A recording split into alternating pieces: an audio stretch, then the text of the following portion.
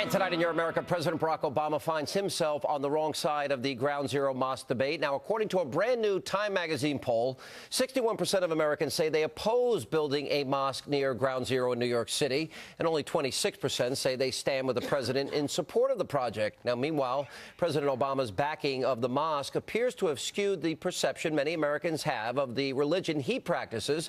Now, the Time poll found that nearly 1 in 4 identified him as a Muslim, and 47% say he is Christian.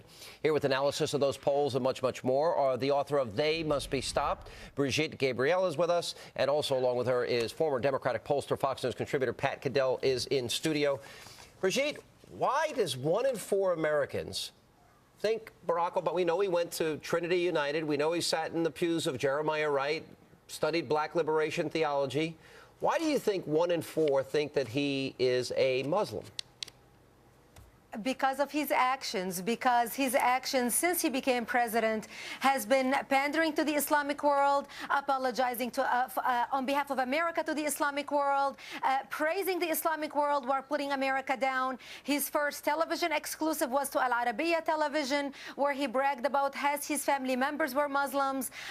The video address that he sent to the Iranians, congratulating them on their spring holiday, his speech in Cairo. So the American public is seeing a pattern, and right now what they are seeing is a president who is so out of touch with the American public, out of touch with 70% of Americans, while he is still trying to appeal to the Islamic world and not listening to his own people. All right, let me go to Pat. Let's go through the history of this. Remember, he said we're not a Christian nation. He said America is arrogant. He went on the apology tour. His first major speech was on Al Arabiya TV. He gave his next 2 major speeches were in Turkey and Cairo. Remember, the NASA chief said the top priority was Muslim outreach. The money, $900 million to Hamas, controlled Gaza Strip. His treatment of Benjamin Netanyahu, his lack of outspokenness on the Iranian democracy movement, the refusal to acknowledge the Fort Hood shooter was a terrorist. And we can go on and on here. The Lockerbie bomber that I raised the other night. All right, so are Americans, because I know the liberal media will portray how Americans, and just look how ignorant they are. Why do you think they've made that conclusion? This is stunning. The president is in office almost 2 years. People now are, with the signal, this is one of the most amazing results, because the Pew survey found very similar, and that was taken before he made his mosque statement, went from 11% last year who said he was a Muslim to 18% this year. Went up with independents, went up some with Democrats. Half the Democrats saying they don't know what the answer to it is.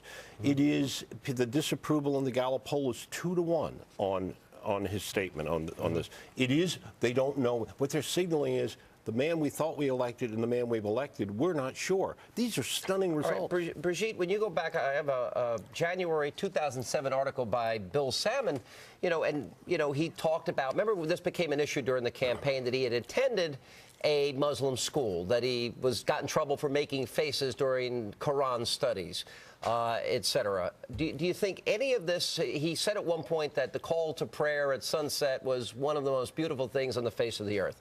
Do you think people maybe have taken all of those things and his actions as president and come to a wrong conclusion? Or what do you think? Finally, people are paying attention to things after the fog has been lifted off of their eyes as to who did we really elect as president.